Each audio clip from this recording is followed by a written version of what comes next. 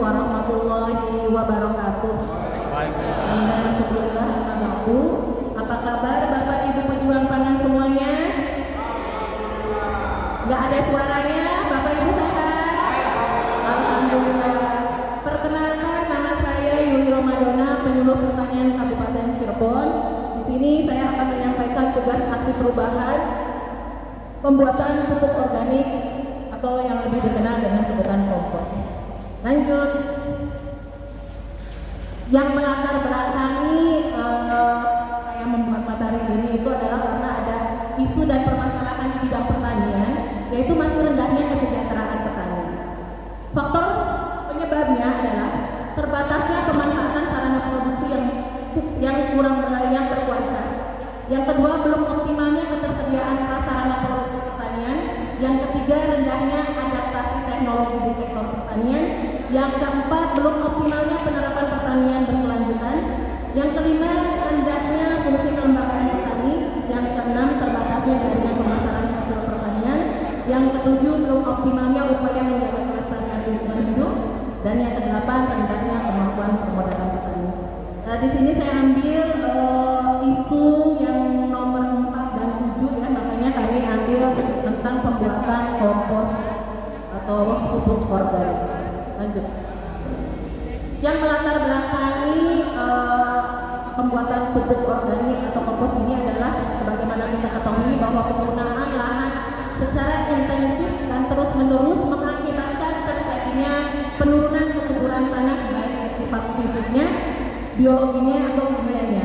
Penggunaan pupuk anorganik tanpa diimbangi dengan penggunaan pupuk organik mengakibatkan penurunan dan kualitas bahan organik di dalam tanah. Yang terakhir mungkin karena harga pupuk anorganik juga sekarang semakin mahal, apalagi yang kalau tidak terbagi pupuk bersubsidi ya Pak ya, kita mau tidak mau mendapatkan harga yang non subsidi. Lanjut. Nah, pupuk organik, pupuk yang sebagian besar atau seluruhnya terdiri dari bahan organik yang berasal dari tanaman atau hewan yang telah melalui proses rekayasa, dapat berbentuk padat atau cair yang digunakan untuk mensuplai bahan organik, memperbaiki sifat fisik, kimia, biologi tanah. Nah, karena kita yang akan membuat adalah kompos, perlu Bapak Ibu ketahui apa itu kompos. Kompos adalah bahan-bahan organik yang sudah mengalami proses pelapukan karena terjadi interaksi antara mikroorganisme atau bakteri pembusuk yang bekerja di dalam bahan organik tersebut. Nah, ada kompos fermentasi, itu teknik pembuatan pengomposan dengan menggunakan dasar mikroorganisme berupa perombakan senyawa kompleks menjadi senyawa-senyawa sederhana sehingga mudah diserap oleh tanaman. Lanjut. Ini bahan-bahannya, sumber bahan baku untuk pembuatan kompos ini sangat mudah dijumpai di sekitar kita pun ada. Ya, ada jerami, bonggol pisang, hijauan, kotoran ternak, kotoran hewan, itu bisa dimanfaatkan semuanya. Mangga lanjut. Proses terjadinya pupuk organik itu bisa melalui proses alami atau proses pengomposan. Intinya semuanya prosesnya akan berakhir di pupuk organik. Cuman terkait dengan waktu, ada yang lama, ada yang lebih cepat. Kalau proses alami akan terjadi penguraiannya lebih lambat dibandingkan dengan proses pengomposan. Lanjut. Nah, kompos ini ternyata banyak manfaatnya. Yang pertama, bisa memperbaiki nutrisi bagi tanaman, memperbaiki struktur tanah, menambah kemampuan tanah menyerap dan menahan air, meningkatkan aktivitas biologis tanah, meningkatkan pH pada tanah yang masam, tidak menimbulkan masalah di lingkungan walaupun dosisnya kita berikan lebih, meningkatkan ketersediaan unsur hara. Harapannya dengan penggunaan ini, pembuatan kompos ini, air yang masuk ke dalam sawah itu bisa terserap dengan baik. Lanjut. Nah, kita bisa melihat perbedaan antara pupuk organik dan pupuk kimia. Pupuk organik fungsinya terlihat ya, ada 9. Semua bisa menjadi makanan bagi tanaman, ya. Makanan bagi biota tanah juga, ya. Menyuburkan tanah, ya. Menguburkan tanah, oke. Tempat hidup mikroorganisme juga pastinya. Mudah menyerap air, ya, gitu ya. Menyimpan air apalagi. Meningkatkan pH tanah pastinya, gitu ya. udara juga bisa. Dibandingkan dengan pupuk kimia, fungsinya hanya memberikan makanan kepada tanaman saja, yang delapannya itu tidak bisa. Nah, harapannya pupuk kompos ini bisa kita ciptakan di kelompok masing-masing, yang harapannya tadi bisa fungsinya itu bisa tercukupi semua di 9 ini gitu ya. Lanjut. Nah, ini bagaimana cara pembuatan komposnya. Ini ada alat-alatnya, ada bahan-bahannya, bisa dilihat oleh Bapak Ibu semuanya. Semuanya mudah dan sudah tersedia di lingkungan kita, tidak harus dicari di luar kota atau di luar negeri. Bisa ya, Bapak Ibu bisa dilihat semuanya, aman ya, ada semuanya. Lanjut. Proses pembuatan kompos yang pertama, campurkan bahan-bahan yang tadi sudah Bapak baca ya, dari mulai jerami, sekam, aku, bedak, bogor, pisang, dan kopi. Tambahkan, ini kita campurkan bahannya secara merata. Secara merata ya.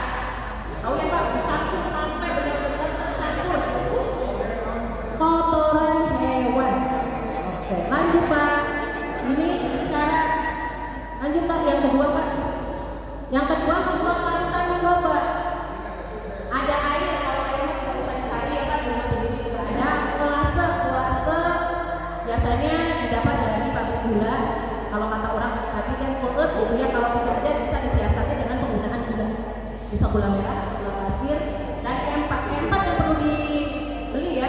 Ini bisa di kios ada, di kios biasanya ada. Nanti buat larutannya dulu ya Pak ya, dicampur air, molase sampai empatnya dilakukan. Lanjut, proses yang ketiga, siramkan larutan tersebut yang tadi dibuat ya Pak ya, pada campuran bahan organik yang tadi sudah tercampur dengan rata gitu ya, sampai tingkat kebasahannya itu 30 sampai 40%. Jadi tidak basah banget, tidak kering banget gitu. Bisa dipahami Bapak Ibu? Lanjut.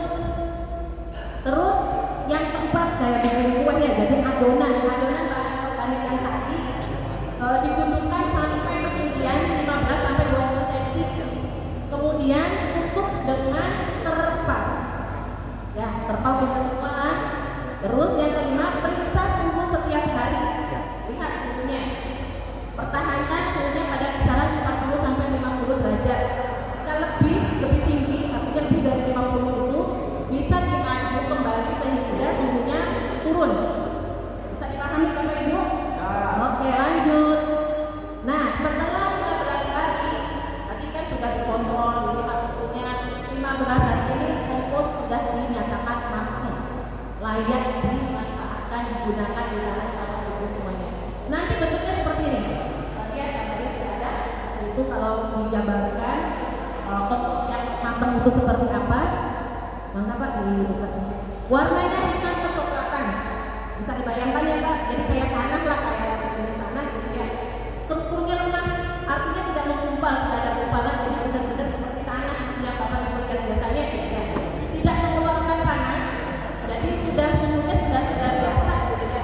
Tidak menimbulkan bau busuk. Jadi sudah bisa diterapkan. Nanti dosis penggunaan pupuknya, jadi kalau untuk tanaman sayurannya bisa 1:1 untuk tanah dengan komposnya.